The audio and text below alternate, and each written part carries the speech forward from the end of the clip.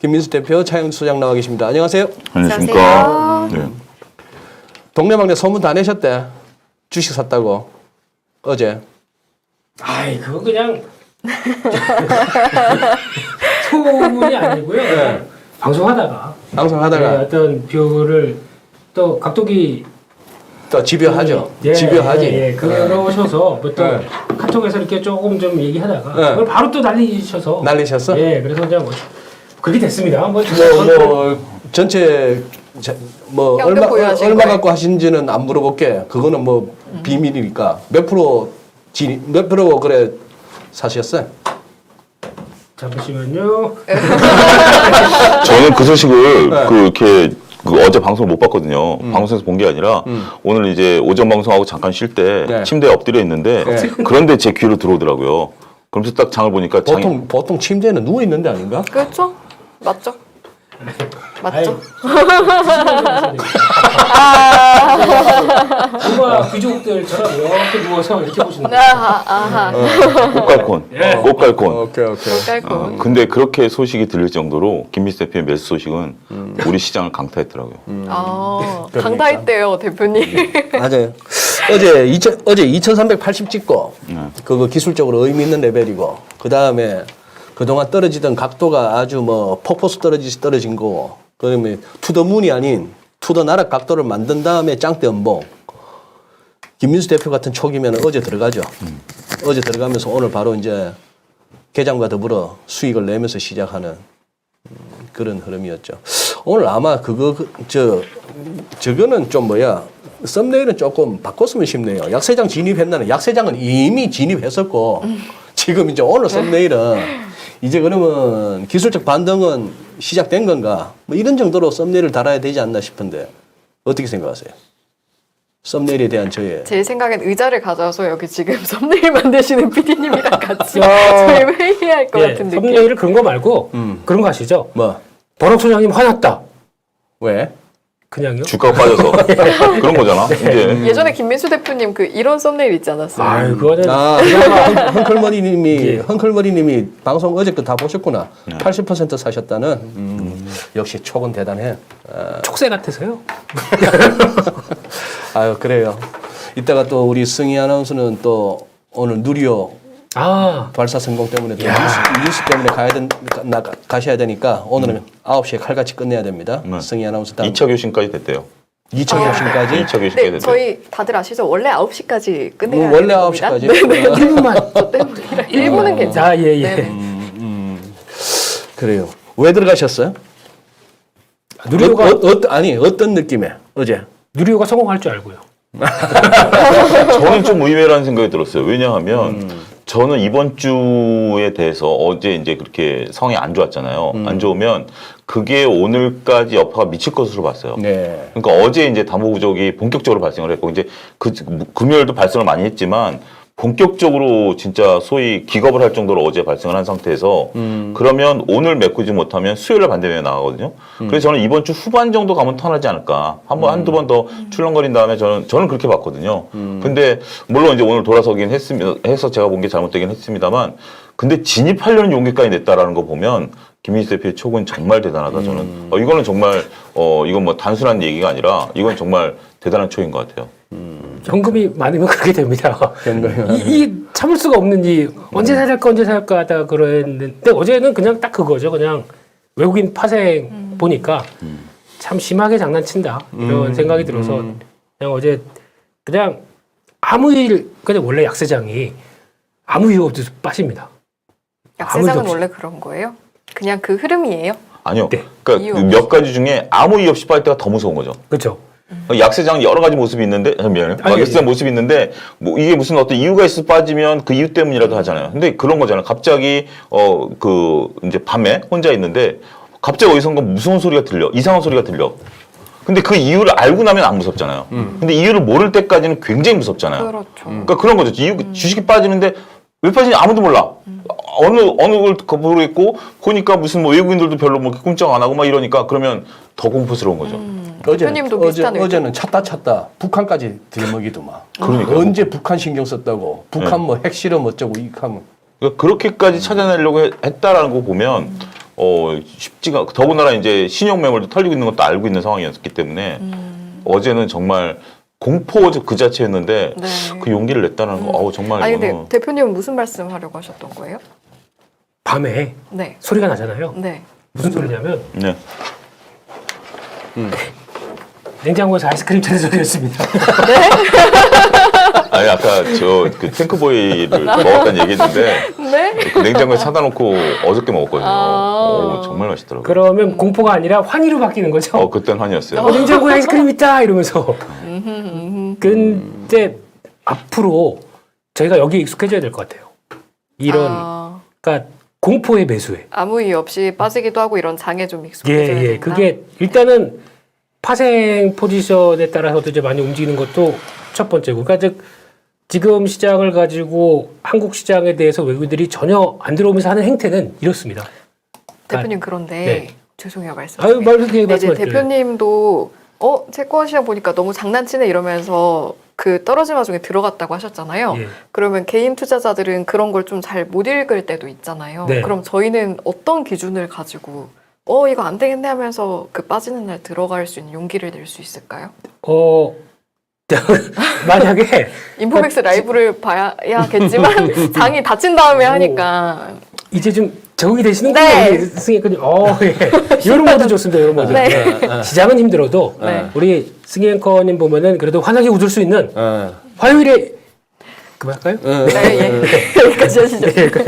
근데 아마 지금 기준은 그게 최선인 것 같습니다. 일단은 약세장에서 반등할 때는 무조건 줄이겠다. 이 마인드로 된 원래 손 안 나갑니다. 줄이겠다. 예. 일단 어디까지인지 몰라도 그러니까 보통 이런 장에서 심리를 많이 이용하거든요. 그러니까 네. 더 갈 것 같은 차트를 한번 보여줄 겁니다. 한 이틀 동안 만약에 시장이 오늘 미국이 이대로 끝난다라고 하게 되면 국내도 내일 혹시나 또 쫙 올라간다 그러게 되면 내일 종목들이 일단 좀 일어서겠죠. 근데 모릅니다. 또 내일 정강후약이 될지 모르는데 근데 패턴이 그래도 더 올라갈 때 이렇게 양봉 두 개가 빡빡 쓴다.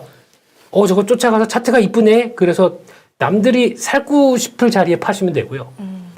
이거 진짜 안 되겠다. 내일 어제 같은 경우는 거의 다 이제 그냥 며칠 사이에 보였던 몸통을 그냥 관통하면서 네. 음봉으로 거의 내일 시작하면 다 던져야지 라고 하는 자리에 산다.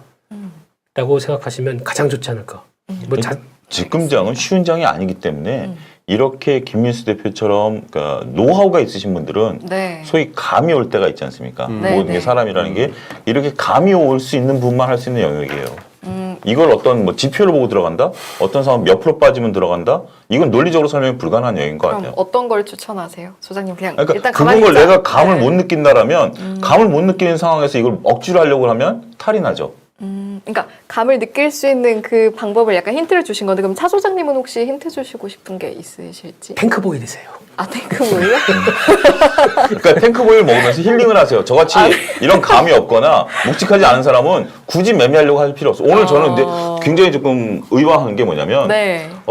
연락을 굉장히 안 했었던 분들의 문자를 오늘 좀 몇 개 받았습니다. 갑자기요? 네, 뭐라고 갑자기 받으셨어요? 뭐 하면서 주식에 대한 매수 의견에 대한 것들을 많이 물어보더라고요. 그러니까 공통된 오늘 갑자기 연락 오신 분들은 다 그러니까 특정 종목이 됐던 주식을 사야 되는 거 아니냐 조심스럽게 미안하지만 뭐 잘 지냈냐 하면서 이렇게 물어보더라고요. 이제 들어갈 때 그분들 생각에 이제 그런데 확인하기 위해서 연락이 왔다라고 보여지는데 저는 뭐 그렇게 그분들한테 이제 원론적인 말씀만 드렸는데 그렇게 본인이 어떤 뭐 확신이 없는 상태다라고 하면 차라리 안 움직이는 게 나아요. 지금은 어느 누구도 확신할 수 없는 상황이기 때문에 오롯이 자기가 책임질 수 있는 부분만 들어가야지 여기서 지금 자기가 반신반의하는데 무조건 좀 싸진 것 같다는 느낌으로 들어가면 이거는 답이 없습니다. 야, 우리 박한범님의 탱크보이 방산주 진입 시점인가? 탱크. 저 역시 같은 식구라서 이제 그 개그 멘트 치는 것도 이게 이제 이제 저희 이 개그의 네. 성향이나 그게 좀 네. 색깔이 비슷해지셔. 저희 지금 물 들어가고 있어요 다 함께. 모시고 싶습니다. 모시고 예. 싶- 같이 네. 방청객 모두를 모시고 공개방송 던지고 받고 공개방송 하면 던지고 정말 받고 대단한 개그의 향연이 한번 펼쳐질 것 같아. 카메라 끄고 하면 더 할 수 카메라 있습니다. 끄고 더 하면. 더 할 수 있습니다. 예. 그러면 또 두 분께 공통적인 질문. 먼저 김 대표님, 네. 그 탁월한 촉으로 그런 거 없습니다. 아까 어느 분이 쓰셨더라? 멸공 원숭이님 쓰셨던가? 저분은 거의 매일 사고 파는 분인데 뭘 특별하게 물어보냐는 듯이 매일 사고 파는 사람한테 뭘 어제 들어간 것 같고 뭐 그러네요. 뉴스 같은 것처럼 네, 그러네. 뭘 하루라도 안 하면 입에 가시가 돋는 사람인데 그래도 어제는 제가 게임을 안 열었습니다, 아예. 게임 이게 일단은 그게 돼요? 어제는 일단 어제는 그 다들 생각하듯이 그렇지. 어제 미국 휴장이었지 않습니까? 그러지. 그래서 일단 좀 반등 기미가 보이지 않나 그러고 아침에 이제 요만큼씩 다 들어가는 게 또 쫙 밀리더라고요. 그래서 게임할 맛이 안 나고요. 일단 보통 같으면 뭐 현금금 들고 그냥 아이 오늘 장도 재미없네 이러고 있다가 근데 이게 뭔가 좀 심상치 않더라고요. 그러니까 패턴상이 이제 했다가 이렇게 했다가 이제 다시 이렇게 쭉 밀리는 이게 약간 개미 몰아가는 이런 패턴인 것 같아서 근데 여기서 만약에 선물만 좀 정리가 되면은 요거는 단기 바닥이겠다는 생각이 들어서 게임 안 하고 이런 거 지켜봤죠. 이런 거 자, 지켜보다가. 여기서 지금 예. 놓쳐서는 안 되는 게 단기 지금 단기 바닥이라 하셨어요? 단기입니다. 딱 단기. 단기 바닥이다. 그 지금 네, 55일선이 어디가 있어요? 오늘 차트는 안 가져오셨겠지만 아직 제리의 55일선이 지금 코스피 어디쯤 걸쳐 있어요? 저 위에 있습니다. 2,600대 2,600 위에. 예. 그 위에 있고 2,600에서 500 정도 그 사이쯤에서 아직 멀다 보니까 계산도 안 했어요, 지금. 예. 근데 제가 보기엔 일단 지금 터치해야 될 게 2,450. 예. 2,450. 예, 여기가 안착하느냐 아니냐에 따라서 시장의 좀 질이 바뀔 것 같습니다. 그래서 저항을 받게 되면 또 저희가 해야 되는 거는 그 저항이 보통 보면은 이게 이제 단기적으로 많이 빠지다 보니까 솔직히 8일 동안 연속으로 하락하다 보니까 네. 이익은 많이 벌어졌습니다. 그래서 요거 그렇죠. 줄이는 쪽에 변화는 좀 나올 것 같아요. 근데 그거를 그러니까 저희가 이제 매수를 들어가면서 어차피 이제 지금 들어가는 매수 단가는 고정되지 않습니까? 이게 너무 많이 위로 붙으면 안 돼요. 그러니까 만약에 지금 내일 또 반등 나온다. 만약에 미국 시장에 나와서 갭상승을 한다. 여기서는 약세장에서 대응은 따라가시면 안 됩니다. 내일 같은 경우는. 혹시나 이제 높아지면서 말씀드린 건데 그렇게 되면 이제 단가가 최대한 낮춰서 움직이는 거와 단가가 약간 좀 어중간해서 움직이게 되면은 대응하기가 되게 힘들거든요. 그러니까 아예 철저하게 단가 싸움으로 들어가야 되지. 그리고 또 그러니까 이럴 때는 그러니까 앞서 잠깐 말씀드린 것처럼 그게 제일 좋습니다. 그냥 무조건 낙폭 과대주. 그러니까 좀 그렇다고 잘 모르는 뭐 2,000원짜리 이런 이상한 종목들이 내가 뭐 오늘 찾은 낙폭 과대주 하나 있는데 말씀하십시오. 고점 대비 엄청나게 빠져 있는 거. 어. 뭐, 노트스. 잠시만요. 잠시만요. 메모. 네. 낙폭 과대로 치면 그만한 주식이 없는데 무상증자라는 매직으로 막 가다가 그냥 점점점점 하는 원위치 했던데 그 말로죠, 그게. 말로다. 예. 말보로 말고 말로. 말로. 예. 그러니까 오늘 어떤 기사를 봤어요. 제가 기업 이름은 잊어버렸는데 어떤 게 보통 이제 이러면 무상증자 테마가 어쨌든 네. 얼마 전까지 있었지 않습니까? 네. 그러면 무상증자 발표가 나는데 무상증자 발표 고려 중이라는 기사를 딱 봤어요. 무상증자 발표 고려 중. 예. 무료중. 그 어제 지난주 금요일 날 일부에서 염성환 이사하고 네. 김민수 대표하고 같이 얘기하던 중에 삼성전자 주식이 왜 이렇게 안 오르나 해가지고 네. 그 이제 염성환 이사가 그때 얘기를 했었다고. 네. 뭐 이렇게 무슨 뭐 자사주 매입이든 뭐든 주가 환원 주주 환원 정책 이런 것들 얘기한다다가 내가 추가로 했던 말에 네. 정정이 필요하더라고. 예. 왜요? 내가 그때 그 K 증식이기 때문에 두 개가 필요하다. 쌍용차 인수를 하든지 네. 무상증자를 발표하든지 했는데 네. 요 앞부분에 쌍용차 인수를 하든지 하면은 삼성전자 주가 못 올라가. 그 쌍용차 같은 거 인수해갖고 삼성전자 가뜩이나 더 부담되지. 쌍용차 인수 의향이 있다 내지는 계획이 있다 정도까지만 얘기하면 되는 거야. 주가가. 고려 중. 고려 중. 고려 중. 뭐 그런 정도. 검토 중, 고려 중. 검토 중, 고려 중, 뭐. 그거 말고 또 하나가 더 있죠. 뭐. 방산 진출. 방산 진출. 그거 안 될까요? 그러고 좀 약하네. 약한가요? 방사는 좀 약하고. 그리고 신규 파운드리 생산품에 대한 임상 2기 실험 중. 가장 그럴듯한 거는 그거는 이제 약간의 뉘앙스를 좀 주잖아요. 고려 중 이거는 얘네가 생각한다 보다 그런 좀 그럴듯하게 들리는 말이 있습니다. 뭐죠? 우리가 그 삼성전자가 쌍용차 인수 MOU를 체결함. MOU를 체결한. 체결에 딱 꽂히지 않습니까? 근데 MOU 영어를 쓰면서 체결함을 하면 이건 거의 완벽해 보여요. 근데 지금 무슨 뜻인지 모르죠. 그러니까 오늘 MOU가 뭐예요? 협약. 우리가 그냥 이제 약속. 만나서 얘기하는 것을 약속. 이제 약속을 하자라는 거예요. 이제부터 얘기를 해보자라는 거예요. 너무 제가 모른다고 가져가고 모르죠 이거 너무하신 거 아니에요? 미안해요. 저게도 뉴스 가끔 진행자입니다. 내가 날 바보로 알아 하는 그 이제 알겠어요. 알겠지? 이제 알겠어요. 두 사람이 아니 정제로 하시고 두 사람이나 표정에 눈빛에서 뭐 내가 이런 거 알아듣겠다는 약간 저 딱 느꼈어요. 딱 왜냐면 이게 느꼈지? 질문이 아니라 확인차. 그렇지. 모르죠? 약간 이런 느낌이 아세요가 완전 아니고. 진행자 알기를 갖다가 진짜 상처받았습니다. 제가 살짝 여기 앉아 보니까요. 그렇더라고요. 아 그런 거예요? 예. 아 그렇구나. 7월달 개편이라는데 걱정이네. 아유 그래요. 그러면은 네. 뭐 어쨌거나 삼성전자는 이래저래 아쉽습니다. 오늘 같은 날 같이 이렇게 전일 대비 플러스로 끝나줬으면 좋은데 막판에 결국 외국인 선물 순매수 숫자 확 줄면서 또 삼성전자는 또 전일 대비 200원인가 빠지면서 끝났대. 뭐 그런 상황인데 어쨌거나 뭐 좀 뭔가 좀 이제 내러티브의 시대는 끝난 것 같은데 그래도 좀 내러티브라도 좀 이렇게 비전이라도 좀 제시해 줬으면 하는 아쉬움은 없잖아 있는데 그만 그렇다 치고 그러면은 두 분의 촉을 한번 또 물어봅시다. 그러면 단기 반등에 짙은 냄새가 나. 그죠? 짙은 냄새가 나. 그러면은 하여튼 이렇게 하셔야 됩니다. 거꾸로 윙크를 하시면서 환율은 네. 좀 꺾일 것 같나? 아파. 이거죠. 갑자기 그게 아파요. 궁금해요. 갑자기 국민연금을 미 재무부에서 들고 나와가지고 무슨 말씀이죠? 기사 안 보셨나요? 미 재무부에서 어저께 발표가 나왔죠. 국민연금이 해외 주식 사는 것 때문에 원화 약세 요소다. 우리 국민연금이 예. 해외 주식을 사면서 환했지 안 하고 여기서 사니까. 그 현찰 주고 사니까 그게 미 재무부 발표입니다. 공식 발표. 미국 재무부에서. 예, 재무부에서 기사가 나왔어요. 그걸 해가지고 한국의 국민연금이 해외 주식을 많이 사기 때문에 원화 약세에 플러스 요소가 되고 있다. 미국 재무부가 그건 또 왜 발표를 해요? 누가 물었나? 모르겠어요. 저 기사는 자세히 안 봤는데 이례적으로 그렇고 한국은행도 인정했고요. 그래서 국민연금 담당자가 속도를 좀 조절하겠다. 하지만 우리가 지금 계획대로는 해야 된다. 이렇게 얘기를 했어요. 그러니까 한국 주식 다 팔고 미국으로 가자. 뭐 글로벌로 가자. 이거죠. 그러니까 더군다나 지금 이제 우리가 이 환이 좀 약한 상태에서 이게 하나의 문제가 되는데 국민연금 입장에서는 결정을 내린 걸 안 따를 수도 없잖아요. 국장 검색해서 얻어 터지는데 만약에 미국 증시가 여기서 급등해버리면 니네 그때 왜 사는 거 멈췄어? 누가 책임질래? 아무 책임 안 지죠. 월급쟁이가 누가 책임지겠습니까? 그러니까 그들은 지금 환에 대한 문제 미 재무가 건드려도 국민연금을 사야죠. 지금 그런 상황이에요. 그 질문이 근데 그게 아닌데요. 그래. 맞아요. 저도 그 생각. 그러니까 환이 더욱더 약해질 수 있다라는 그걸 제가 말씀드리기 위해서 얘기한 거예요. 오늘 좀 패널 분들이 나를 힘들게 한다. 일부에서 서영수 이사님도 내가 질문했는가 하고 조금 다른 쪽으로 자꾸 죄송합니다. 대답을 하시더니 난 그래. 진행을 해보니까 알겠더라고요. 이제 소장님 마음을. 그래서 그래. 제가 서로의 마음을 아는 시간인가요? 그래. 진행 안 해본 나는 여기서 뭐 뭔지 알겠습니다.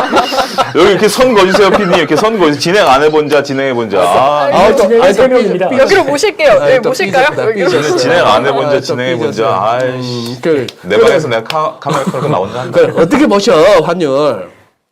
그러니까 저 일단은 지금 상황에서 환율은 무역 적자 이렇게 나오고 있는 상황 쪽에서 빠진다고 해도 일단은 걸리죠. 계속 걸릴 것 같습니다. 그래서 아마 뭐 드라마틱하게 지금 환율이 하락하는 그러니까 좀 긴 시계열상으로는 1,300원대 윗대 자리를 잡겠느냐라는 부분은 아닐 수도 있다고 생각 드는데 근데 지금 나오고 있는 이 매크로 지표들 보게 되면 환율에 대해서는 제가 보기에는 그냥 위로 열어놓는 게 맞겠다. 하방은 지지, 위쪽은 계속 열어놓는 게 맞지 않나 생각이 듭니다. 내가 잘 맞았습니다 그때. 그냥 딱밤 맞은 것도 약간 더 이제 그렇습니다. 근데 요거는 효과가 딱밤 효과가 없을 것 같아요. 지금 분위기로 봐서는. 환율 이렇게 안 빠지고 네.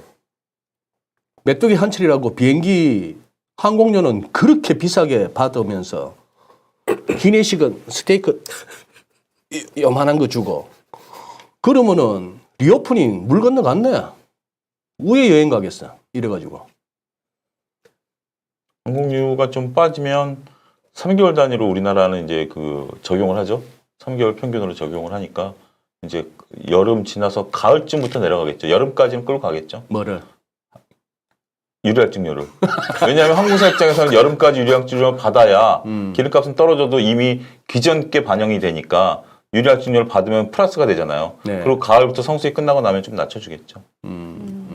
그 여행을 겨울에 가라고요? 아니요. 저는 뭐 빠르면 늦가을에 한번 가볼까. 이런 상태라면.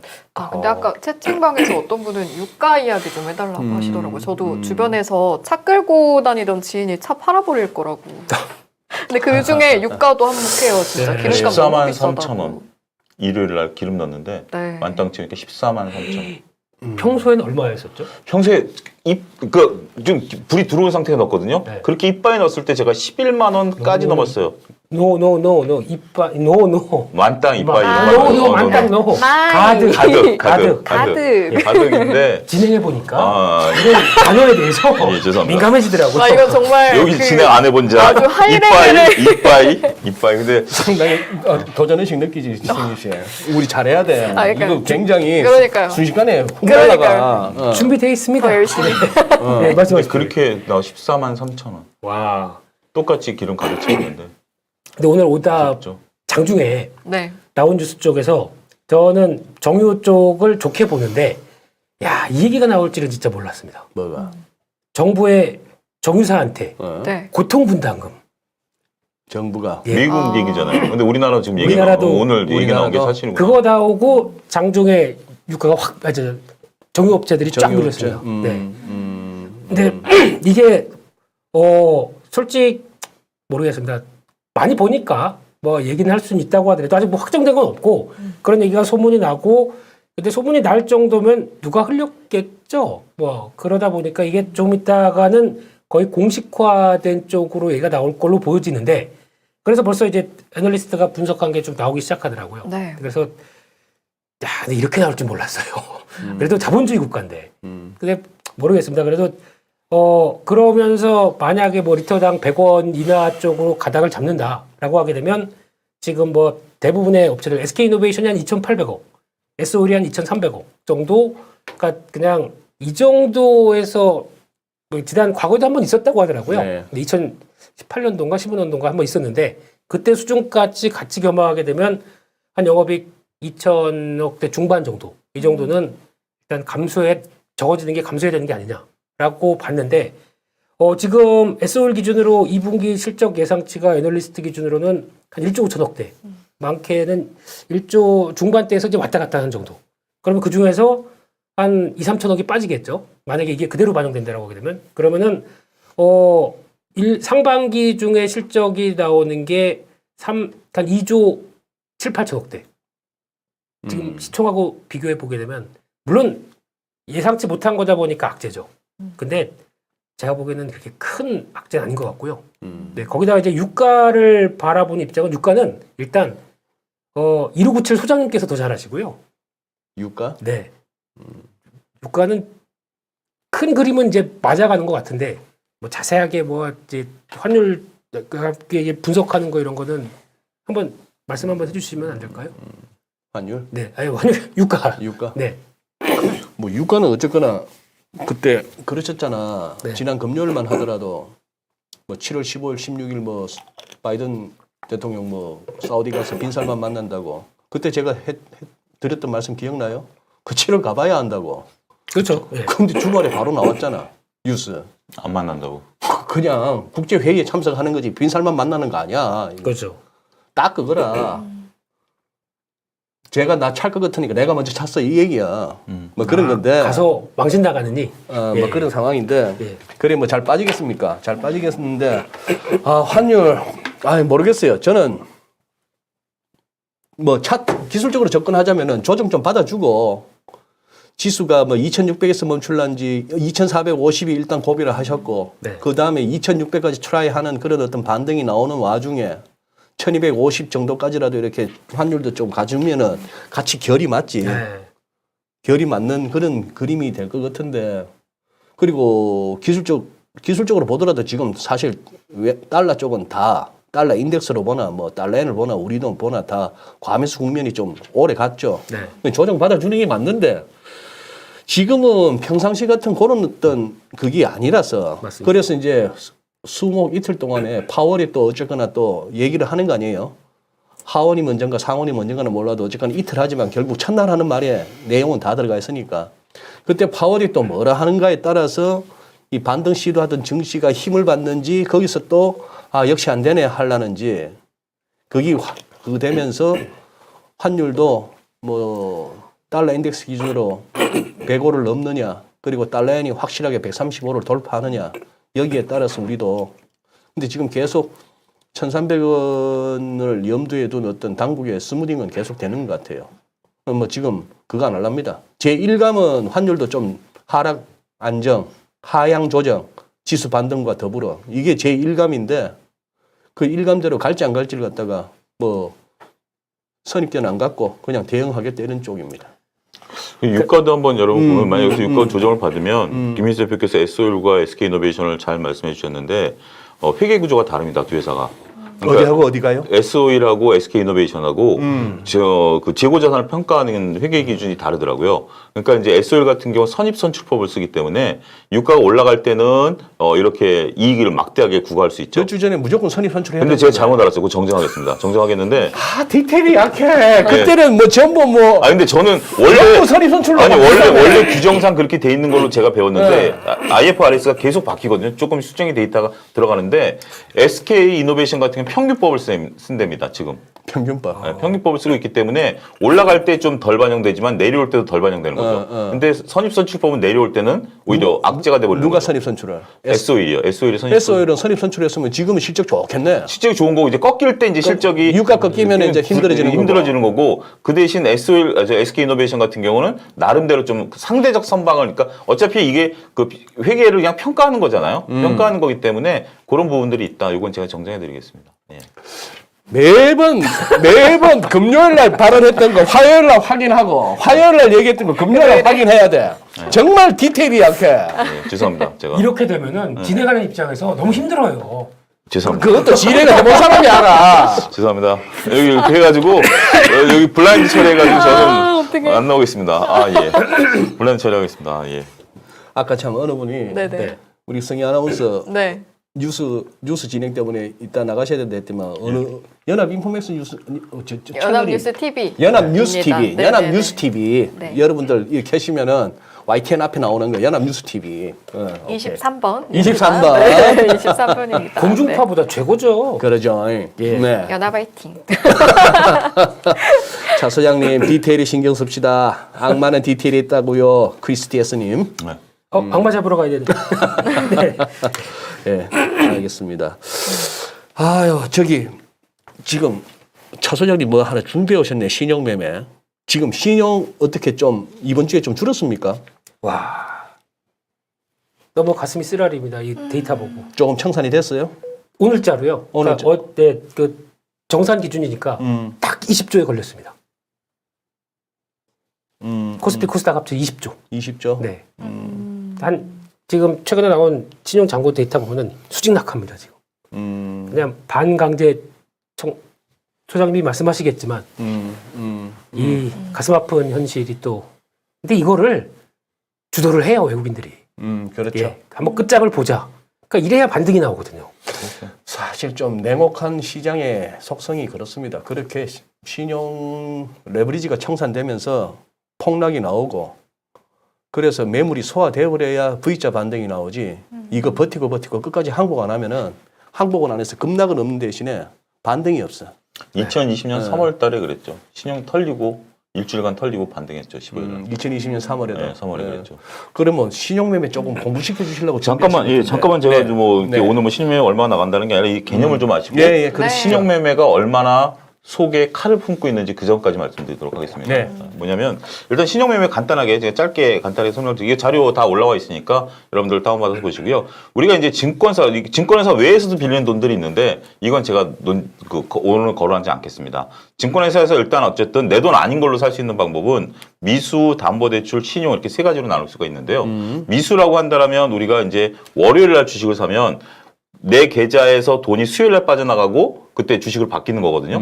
요 기간을 이용해서 매매를 하는 걸 미수 매매라고 합니다. 네. 제가 다시 설명을 하는데요. 이거는 그냥 내가 하겠다라고 클릭만 하면 되는 거예요. 근데 담보대출이라든지 신용매매 같은 담보대출 같은 경우는 이미 보유한 주식, 예를 들어 삼성전자를 1,000만 원치 갖고 있으면 대략 한 500만 원 예를 들어서 대출을 해줘요. 그럼 그 500만 원 갖고 내가 생활비를 쓸 수도 있고 주식을 살 수도 있어요. 그래서 그 500만 원 주식을 사면 내 계좌에는 1,500만 원 잔고가 있고 대출금 500만 원이 남아있는 거죠. 이런 식인데 어쨌든 담보대출이나 신용을 하기 위해서는 증권사를 나가서 약정서를 작성해야 됩니다. 이거는 대출 약정서를 작성하고 수입인지를 붙여야 돼요. 그런 것들 해야 되고 제가 이제 이 자료를 작성하면서 보니까 둘 다 90일이에요. 기본 90일 주더라고요. 90일 주고 이율은 대략 한 8% 정도, 연 8% 정도 하고요. 그다음에 담보비율 140. 중요한 것은 뭐냐면 이게 만약에 지금 5월달, 지금 6월달이잖아요. 6월달에 지금 내가 6월 10일 날 담보대출을 받으면 네. 신용을 받든지 7월 1일 날 이자를 납부해야 됩니다. 무조건. 90일 동안 내가 신용을 쓰던 담보대출을 쓰던 매달 1일 날 무조건 이자는 납부해야 돼요. 매달 1일 날? 네. 그러니까 내가 1,000만 원이 갖고 있는데 1,000만 원을 가지고 500만 원을 대출했고 계좌에 잔고가 없는 상태에서 500만 원 대출받아 500만 원 뺐다. 그럼 이자는 나오면 내 돈을 월급을 받아서 넣든 계속 넣어야 돼요. 그렇게 해서 이걸 유지해야 된다라는 거. 이거 모르시는 분들도 있더라고요. 근데 담보대출은 그렇다 치더라도 신용. 풀로 신용 쓰신 분들 계속 이자 납부해야 됩니다. 그거 말씀드리겠고요. 담보 비율이 140이라는 게 네.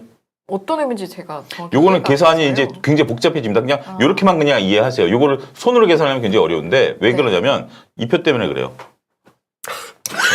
일단 어쨌든 네, 예. 일단 그러니까 그냥 예. 내가 갖고 있으면 예. 내 계좌에서 클릭하면 몇 프로인지 나와요. 몇 프로인지 나오는데 자 일단 진짜 진행을 안 해보니까 아까 그 슬라이드 한 1초 있다가 넘겼잖아요. 잘 못 무슨 봤어요. 표현이 일단 나오니까 설명하니까 그래서 진행을 좀 해보시라니까. 차영주 TV에서만 진행하지 말고 이런 좀 네. 굵직한 데서 한번 해보시라니까. 예, 알겠습니다. 자, 미수는 아까 말씀드린 것 같이 매수를 하고 결제일에, 그러니까 이제 월요일 하면 수요일 날 결제를 해야 되죠. 그때 당시 예를 들어서 내 돈 50%와 그냥 증권사 돈으로 50% 했다라면 그만큼 보여주지도 않아. 열고. 글쎄 그 준비한 채팅창에 자료는 좀 나와서. 보여놔 줘. 어쨌든 이제 나옵니다 뭐 뒤에. 보여주려다 많어. 예, 나옵니다. 자, 이제 50%만큼 시각은 얘기하고 있는데 신용 이거 무서운 얘기인데 무서운 네, 얘기야. sorry. 이거 네, 진짜 집중하겠습니다. 내 돈 아닌 50%만큼을 매도하거나 돈을 넣어야 돼요. 근데 이제 이거는 주가에 따라서 금액이 달라집니다. 네. 금액이 달라지고 안 되면 다음날 아침 반대면 나가버려요. 목요일 아침에 나가는 거고 네. 신용은 일단 어찌됐든 140% 통보를 받으면 그날부터 시작을 하는 겁니다. 시작을 해가지고 그 다음날 그만큼 매도를 하든지 돈을 넣든지 해야 돼요. 근데 요 기준은 요날 기준입니다. 요날 기준으로 했을 때 매도랑 매수를 해요. 예를 들어서 요날 기준으로 예를 들어서 담보 부족 뭐 한 200만 원 담보 부족이 네. 발생했습니다. 그래서 200만 원을 납부를 했어요, 이날. 근데 이날 또 빠졌어요? 그럼 이날 담보 부족이 또 발생해요? 네. 그런 식으로 계속 연결됩니다. 그러니까 녹아 내려가는 거예요. 녹아 내려가는 건데. 녹는 예. 거지. 근데 어쨌든 내가 돈을 뭐 그만큼 주식을 팔든지 녹든지 하는 건데 그걸 못 했어요, 내가. 월요일 날 전화를 받았는데 화요일 날 못 했어. 그러면 수요일 날 아침에 동시호가 때 하한가로 계산해서 무조건 매도 주문이 들어가 버립니다. 저 궁금한데 네. 만약에 이제 그 매도하거나 입금을 2일차 떼야 된다고 하셨는데 입금 금액을 조금 계산을 잘못해서 네. 살짝 진짜 한 그런 경우도 있어요. 10,000원 정도만 덜 넣은 거예요. 덜 넣어도 그만큼 10,000원 덜 넣은 거를 그 다음날 아침에 하한가 연락이 가요. 네. 증권에서 연락이 오는 경우가 대부분 있습니다. 만약에 내가 뭐 갑자기 출장을 가버린다든지 뭐 해서 진짜 돈 못 넣었다라고 네, 하면 네. 그 10,000원어치를 하한가로 계산해가지고 아침에 반대면 나가요. 덜 넣은 거에 한해서만 한해서만 나가요. 그건 나가요. 다는 아니고. 그만큼 계산해서 그건 나가버려요. 다행이네요. 네. 그거는 증권회사에서는 돈 안 받는 경우 없기 때문에 아, 철저합니다, 예. 이건. 네, 네. 그 다음에 이걸 말씀드리면 요즘은 전화 안 오고 문자로 온답니다. 그러니까 뭐 이렇게 되는데 굉장히 저는 놀란 게 이게 지금 어떤 증권사 홈페이지에서 제가 이걸 캡처를 오늘 했는데 네. 저는 이것만 생각했어요. 이게 지금 내 돈 있고 55% 빌려준다라고 생각했는데 융자율이 99%, 75%, 80%까지. 그러니까 이게 뭐냐면 여기 보면 대용이라는 단어가 있습니다. 대용. 대용이라는 거 보면 여러분들 이게 잔고 현황인데 잔고에 보면 예수금은 내가 돈 있고 그 다음에 이제 여기 잔고 보면 주식 잔고가 있잖아요. 근데 여기 대용금이라는 게 있습니다. 대용금. 대용금이 뭐냐면 삼성전자가 지금 1,000만 원어치를 내가 갖고 있어요. 삼성전자 값어치가 1,000만 원인데 삼성 주가가 이렇게 막 움직이잖아요. 그렇기 때문에 요걸 1,000만 원으로 기준으로 내가 담보대출을 해주게 되면 이게 미세한 움직임을 갖고 이게 담보부족이 발생할 수 있죠. 따라서 대용금은 한 800만 원, 900만 원 정도로 증권사가 책정을 합니다. 종목마다. 네. 그래서 삼성전자 같은 경우 거의 대형금이 한 900만 원 되지만 코스닥 종목 같은 경우 극단적으로 뭐 1000만 원어치 있어도 600만 원, 500만 원만 잡아주는 증권사들이 있어요. 그럼 요걸 기준으로 대출이 시행이 되는 거예요. 그래서 이 대형금이라는 단어가 있고 여기 보면 담보 비율, 담보 부족 금액, 뭐 이길 반대면 예상금액 이런 거 다 요즘은 이렇게 돼 있더라고요. 그렇게 네. 여러분들이 보시면 되고요. 이거는 이제 메커니즘이고요. 메커니즘이 이랬으면 네. 신용에서 딱 보는 게 뭐냐면 자, 신용을 매매하시는 분들은 한 방향으로밖에 못 가요. 왜냐하면 손절이 거의 불가능합니다. 왜 그러냐면 네. 일단 손절을 한다라는 것도 쉽지가 않죠. 평상시에도. 근데 내가 손절에 대해서 어떤 룰을 정했다. 5% 손절, 10% 손절, 20% 손절, 30% 손절이라고 하면 내가 내 돈 1000만 원과 증권사 돈 1000만 원을 빌려서 2000만 원 주식을 산 경우하고 극단적으로 내 돈 1000만 원을 가지고 3000만 원치 주식을 사는 경우가 있는데 보통 신용 쓰는 경우에는 풀을 사는 경우가 많아요. 한 3천만 원씩 사는 거죠. 그러면 룰이 달라지는 게 뭐냐면 5%가 빠져요. 일단 삼성전자가 5% 빠졌어. 그러니까 예를 들어는 겁니다. 그러면 내 돈 기준으로 봤을 때 풀미에서 하면 15%가 빠진 겁니다. 근데 10%가 빠져버리면 내 돈의 30%가 날아가 버리는 거예요. 그 상황에서 손절을 과연 할 수 있겠느냐? 현실적으로 어렵죠. 문제는 주가가 30% 빠져버리면 내 돈은 순간 다 날아가 버리는 거예요. 그렇기 때문에 이거는 손절이 어려운 게임이기 때문에 일단 게임에서 지고 들어갈 수밖에 없죠. 우리가 이것을 여러분들 보셔야 되는 게 이 재무상태표에서 자산은 자본과 부채, 내 돈과 부채로 이루어지잖아요. 근데 이걸 바꾸면 자본, 내 돈은 자산에서 부채를 빼준 걸로 되잖아요. 수식이 되잖아요. 근데 삼성전자가 빠지면 자산이 감소하는 거죠. 근데 부채는 고정이죠. 그럼 내 돈은 날아간다는 개념이죠. 이게 무서운 거예요. 더군다나 이거는 신용 90일이 기본이에요. 물론 연장이 되기도 하지만 연장이 됐다는 것은 내가 이걸 못 보고 있다는 얘기잖아요. 그러면 90일 안에 쇼부 이런 단어 쓰면 안 되죠. 안 됩니다. 승부를 봐야 돼요. 승부를 봐야 되기 때문에 이거는 우리가 주식시장에서 가장 어려운 예측을 해야 되는 거예요. 이 주가가 90일 내에 올라갈 것을 예측까지 해야 돼요. 그렇기 때문에 이건 상당히 어렵고요. 또 한 가지 문제는 이자 계속 제가 납부해야 된다고 그랬죠. 연 8% 계속 납부해야 됩니다. 그러면 90일 정도 있으면 기본적으로 깨지는 게 있잖아요. 그렇기 때문에 신용이 얼마큼 무섭다라는 것을 여러분들이 이참에 한번 공부하셨으면 좋겠습니다. 알겠습니다. 저는 지금 설명드리라 채팅방도 보랴 이렇게 하는데 네. 그래요. 이제 채팅방을 보면은 이제 우리 연합 인포맥스 라이브를 갖다가 뭐 오늘 들어오셨거나 뭐 최근에 들어오셨던 분들은 왜 이런 데서 신용 매매하는 방법을 가르치지 이렇게 걱정을 하고 계시고 또 이제 쭉 오랜 애청자분들은 차 소장님의 그걸 다 아니까 메시지를 아니까 그래서 이거는 그만큼 위험한 거니까 하지 말라는 차원에서 하시는 거예요 하는 거고 네, 그렇게 되는 겁니다. 네. 또 아직까지 우리 톰 제리 쇼에 좀 아직까지 익숙치 않으신 분들은 저하고 김민수 대표 그리고 이승희 아나운서 자꾸 그거 주의를 주세요. 차 소장님 몰아세우지 말라고. 지금 이거 몰아세우는 게 아닌데. 톰님 힘들다고. 톰님 힘들다고. 예. 우리 지금 서로 저 그분들 명단을 좀 작가님 좀 적어드릴까요? 작성해가지고요. 많으셨어요. 제가 제 엄청 책 많으셨어요. 보내드릴게요. 우리 서로 물고 뜯는 이재미로 지금 이 화요일과 얼마나 불쌍해 보이면 금요일에 야근을 갖다가 얼마나 불쌍해 보이면 그러겠습니까? 아까 어느 분이 스윗 에이프릴님 그러셨어요. 저기 차 소장님이 서울 가성비 맛집 네. 그거 무슨 스페셜, 네. 스페셜로 하기 전까지는 연합인폼에서 개편 없다고. 그때까지는 감사합니다. 예. 공개하면 끝이. 절대 공개 안 하죠. 입장 안 가죠. 아니 저는 근데 신용매매 이야기 나온 김에 아까 이제 두 분이 그 이야기 잠깐 하시면서 이렇게 매매한 것까지 다 쏟아져야 그 반등이 나올 수 있다. 잠깐 반등이라도 나올 수 있다라고 하셨는데 9개월 만에 반대매매 매물 거의 최다로 쏟아졌다라고 하니까 그러면 반등을 앞으로 자주 기대해봐도 되는 건지. 여기서 만약에 이런 질문도 드리고 싶어요. 승희 아나운서가 예를 들면 소로스라면 네? 조지 소로스라면 승희 조지 아나운서가 소로스가 누구예요?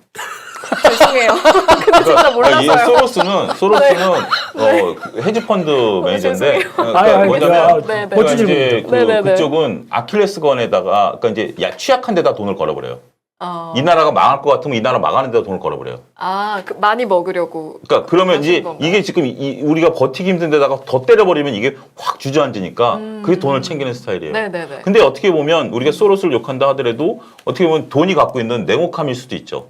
그러면 지금 만약에 2,600에서 맞춰서 신용을 갖고 왔던 분들이 네. 2,500 깨진 상태라고 보면 만약에 내가 공매도를 때릴 수 있다라든지 만약에 내가 이걸 밀을 수 있다라면 그런 생각이 안 들까요? 그런 분들도 있다라는 거죠. 그러니까 그런 경우는 그러니까 뭐 윤리적인 건 논리적인 건 빼놔서 그런 분들이 있다라는 거죠. 그래서 그런 분들 때문에 다 털려야 올라온다라는 얘기가 안타까운 얘기예요. 그렇다면 그래서 결론은 최근에 반대 매매 매물 최다로 쏟아지고 있는데 그럼 시장의 흐름에는 아직까지는 다 끝난 건 아니다. 끝난 건 네. 아니다라는 말씀이시군요. 단기죠. 대표님도 동의하세요? 앞서 소장님하고 잠시? 단기가 반짝. 급하게 나오는 걸 수돗물 이렇게 쫙 터지게 되면 그때 바로 이제 또 뭐 끌어붙고 할 수 있는 이런 단계.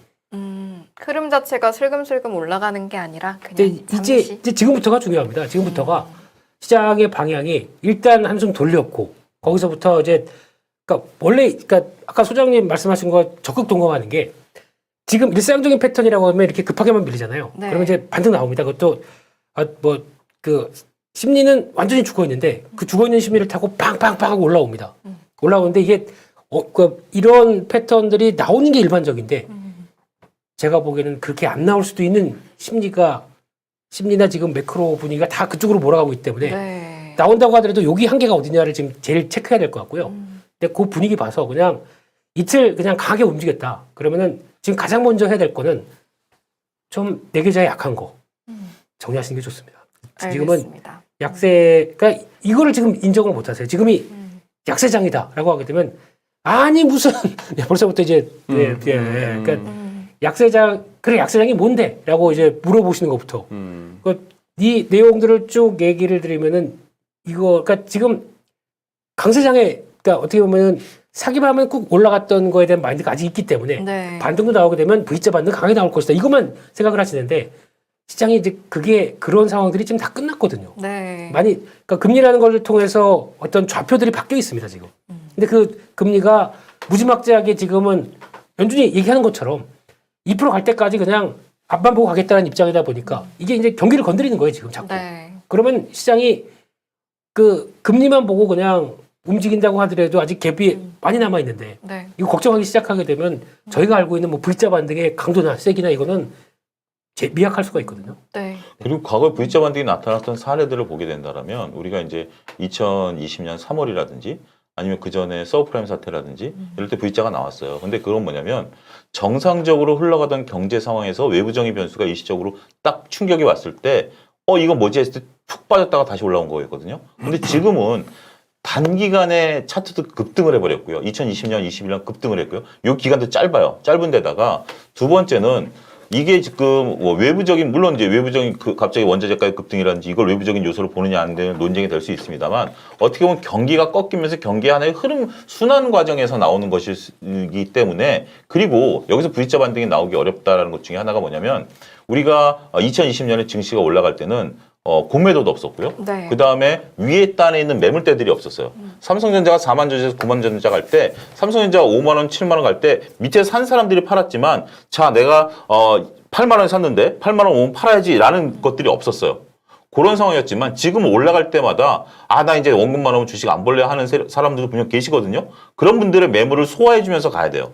근데 그때 당시에 매물이 어떻게 형성이 됐냐면 소위 동학개미 운동이라고 하면서 정말 집에 있는 쌈짓돈들 다 끌어다 주시고 사는 거거든요. 근데 그것을 잡아먹고 가려면 그 돈 최소한 그 돈만큼의 매수세가 들어와 줘야 돼요.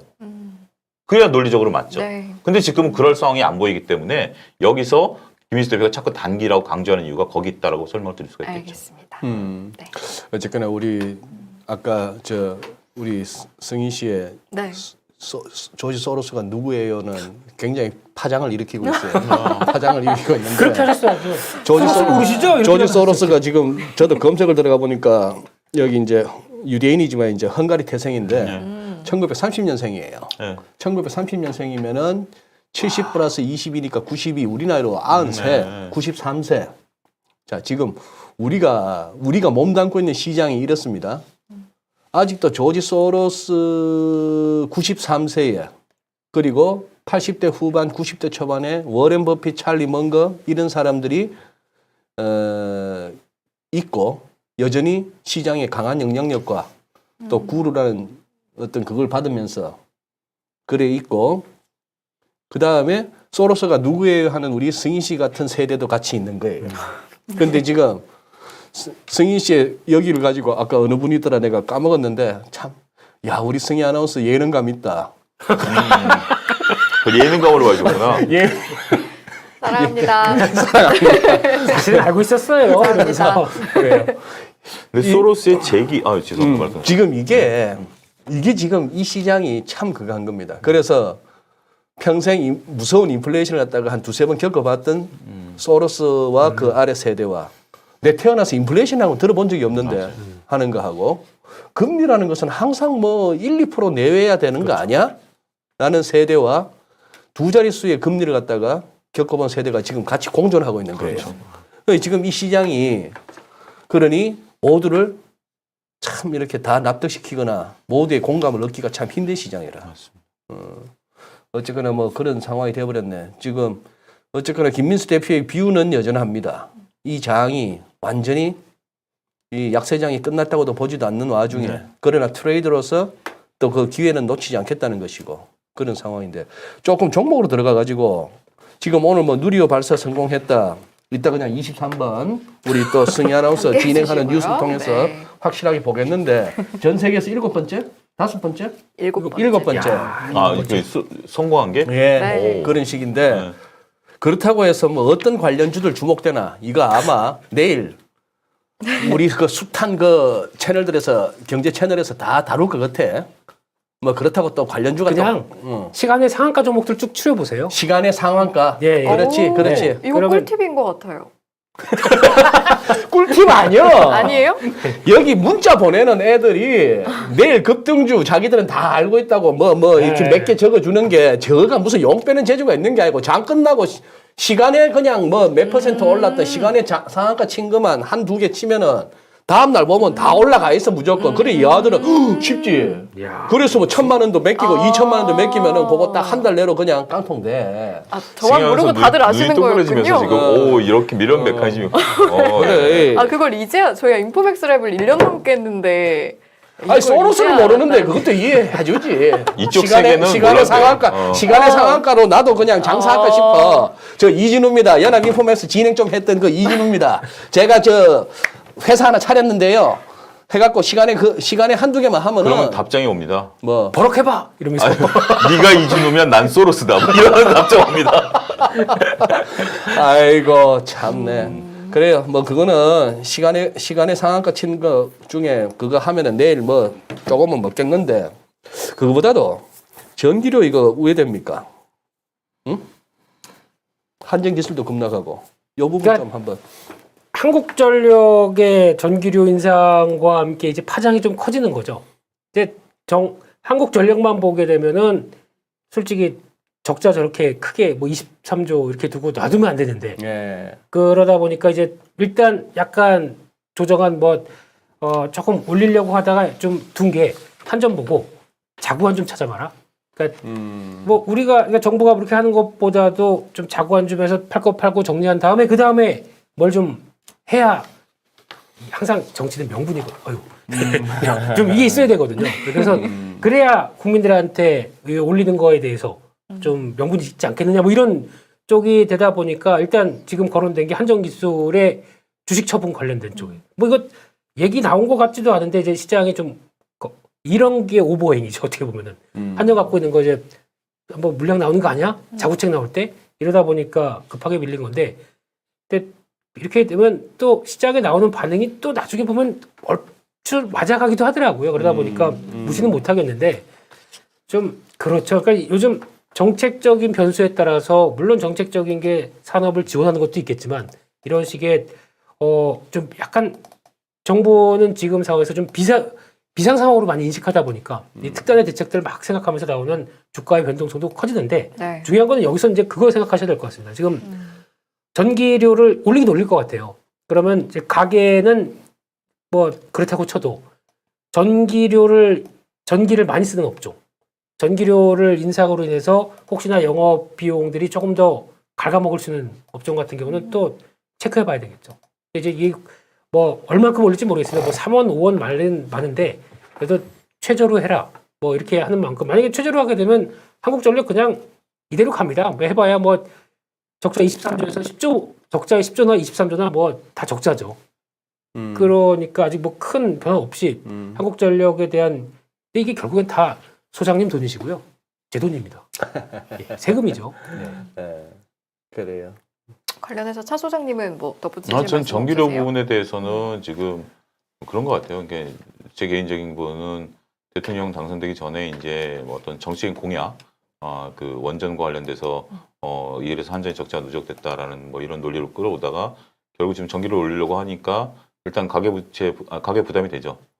이런 것들 준조세니까 이런 부담에 대한 이런 것들 또 눈치를 좀 보는 것 같고 그래서 처음에 이제 끌고 왔었던 논리를 어떻게 지금 이제 수습하느냐 단계인 것 같아요. 그러니까 이제 처음에는 이제 한전에 대해서도 이게 부채를 줄여주겠다, 전기를 올리겠다라고 했는데 막상 전기를 올린다라는 게 뭐 녹록지가 않죠. 공기업이 하는 역할이 그런 거잖아요. 그런 중간에서 어떤 그런 완충 작용을 해줘야 되는데 그런 것들에 대해서 여태껏 했던 얘기들을 이제 조금 저는 빠져나가는 그 탈출구를 모색하는 게 아닌가 저는 그렇게 봅니다. 알겠습니다. 네. 근데 지금 왜 저기 증권사들 리포트 중에 갑자기 또 증권주 사라는 얘기가 나와요? 신용 이자 많이 받아서 그런가요? 아, 시니컬하시다. 증권주 왜 써야 되는지 모르겠는데요. 근데 보통 논리가 그렇죠. 요즘 보니까 이제 증권사들 리포트 나오는 거를 이렇게 쭉 보고 있으면은 이젠 하다 안 되니까 PBR 딱 요런 때죠. 자산 가치 따지고 있고 이제 뭐 이게 보통 보면은 이제 논리를 만들어가는 이제 마지막 단계죠. 아니 이렇게 싼데 왜 빠져라고 하는 얘기들이 이제 나오기 시작하는 것 중에 하나가 이제 증권주 얘기가 나오기 시작하는 거예요. 그런 거예요. 예. 그래서 그런데 그럴 거였으면 지금 시장에 PER 뭐 2배, 3배짜리는 있으면 안 되죠. 그런 논리라고 하게 되고 그리고 PBR 뭐 0.3배 이런 거 왜 나옵니까? 근데 이게 현실인데 근데 배당은 좀 줘요? 배당은 많이 주죠. 근데 증권주가? 네, 배당은 많이 주는데 이것도 유동적인 게 음. 이제 아마 다 아시겠지만 채권 딜링하면서 나왔던 이 손해폭이 얼마인지도 모르겠고 그러니까 그걸 가지고 이번에 한 상반기 실적이 어떻게 반영될지도 아직 모르는 상황 쪽에서 그러니까 지금 얘기하는 거는 기준은 작년 거죠. 작년에 나왔던 이만큼의 기준에 따라서 지금 얘기를 하는 건데 EPS 보고 얘기하죠.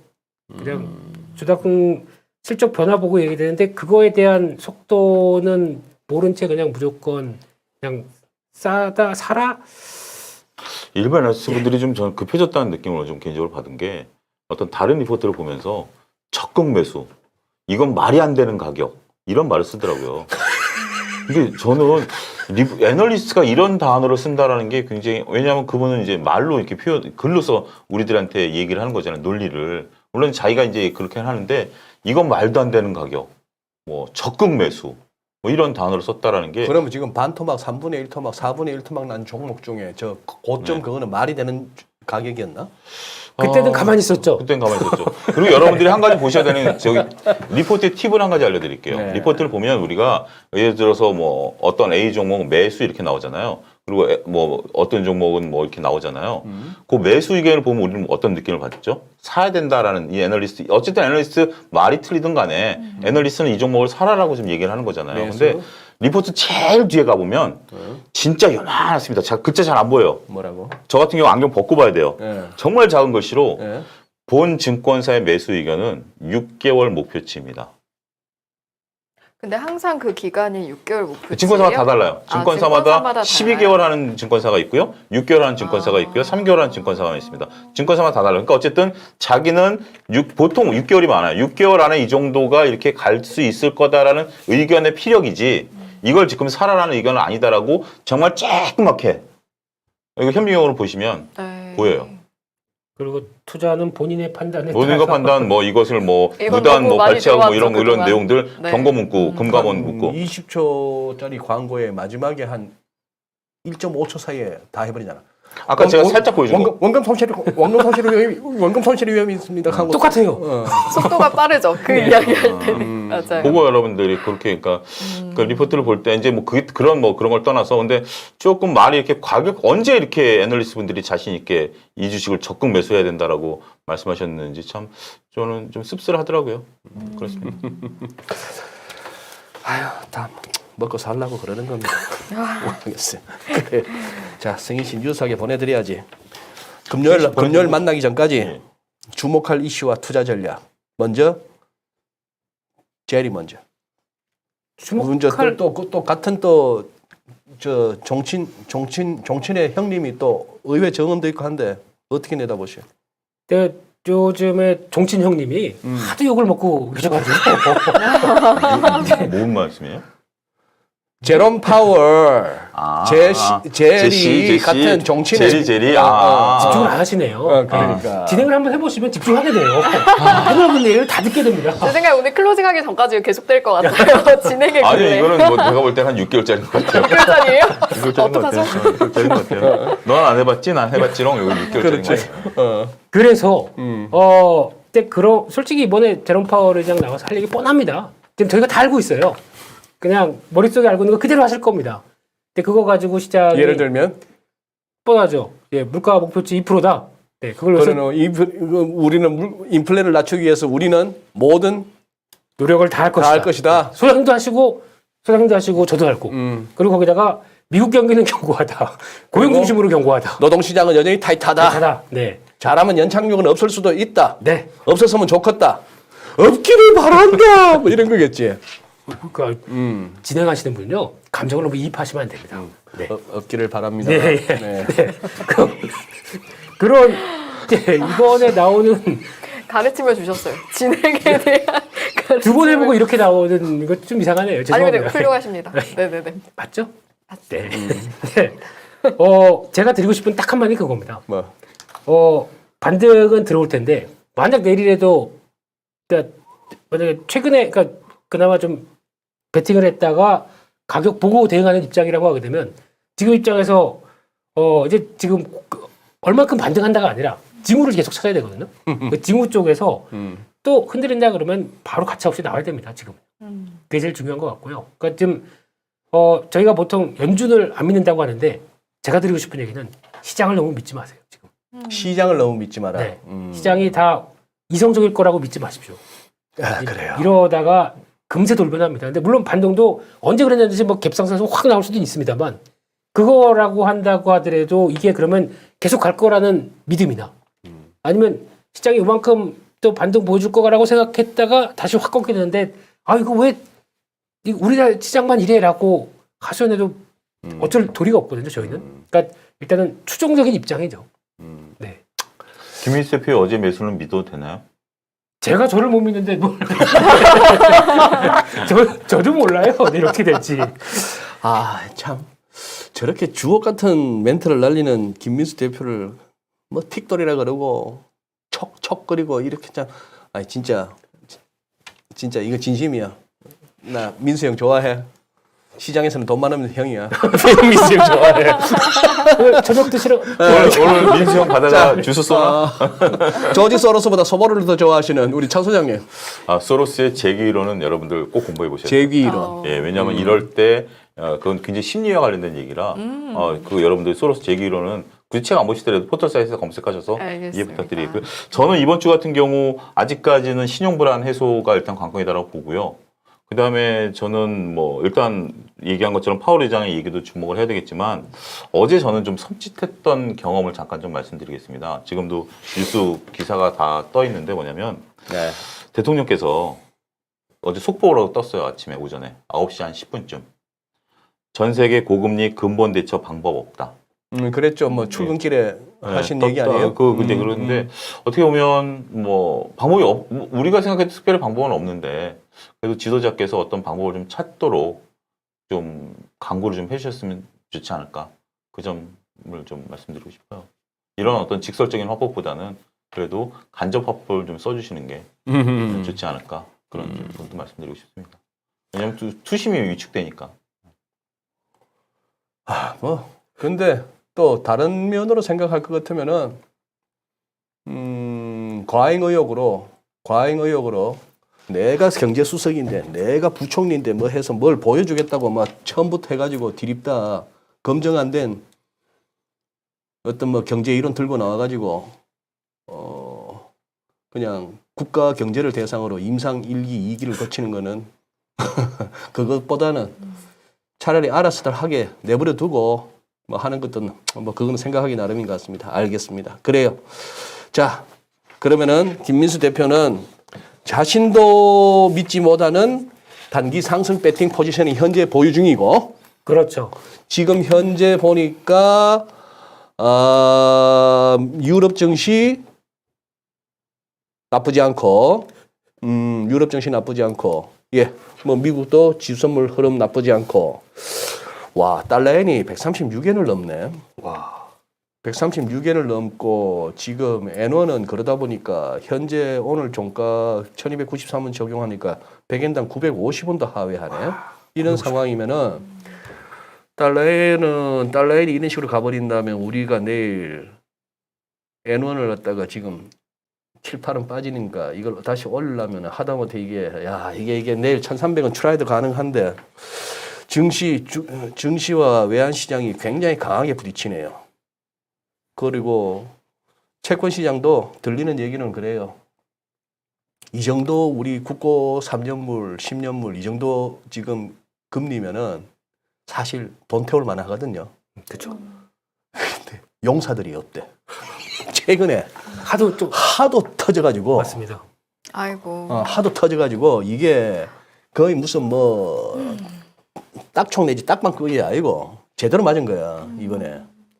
그런 얘기 많이 들리더라고요. 그래가지고 이게 이 정도 같으면 이거 돈을 태워야 되는데. 오랫동안 또 호황을 구가해 왔잖아요. 그쪽에서는. 그러니까요. 알겠습니다. 예. 그렇습니다. 자, 어쨌거나 오늘 한번 김민수 대표가 명언을 남기셨어요. 우리가 연준을 믿지 마라 하는데 지금 시장을 너무 믿지 마라. 그리고 시장의 대부분의 참여자들이 지금 제정신 아닙니다. 뭘 알고 사고 파는 게 아닌 것 같아요, 지금은. 예, 그런 상황인 것 같아서 어쨌거나 뭐 잘 대처해야 되는 그런 상황. 이래저래 호랑이 등에 탄 거는 사실이네. 그리고 오늘 우리 이승희 아나운서의 또 예능감을 확인한 그런 날이었죠. 하던 대로 했을 뿐입니다. 금요일도 나오실래요? 불러주시면 나옵니다. 네네. 승희 씨는 진짜 금요일날 나왔으면 좋겠어. 내가 이게 가끔씩 이 나이가 들면서 이런 게 있나 봐. 자, 일종의 이것도 갱년기 증상인가. 한 번씩 폭발하는 걸 주체를 못해. 그거는 소장님 잘못이지. 뭐. 잘못입니다. 그 얘기하고 계시잖아요. 내 잘못이니까. 그래요? 알겠습니다. 자, 어쨌거나 오늘도 한번 뭐 억지로 웃으려고 한 건 아닌데 톰과 제리와 함께 하다 보니까 저희들도 네. 웃었습니다. 웃는 가운데에 또 나름 또 생각해 볼 만한 몇 가지 힌트도 있었습니다. 자, 저희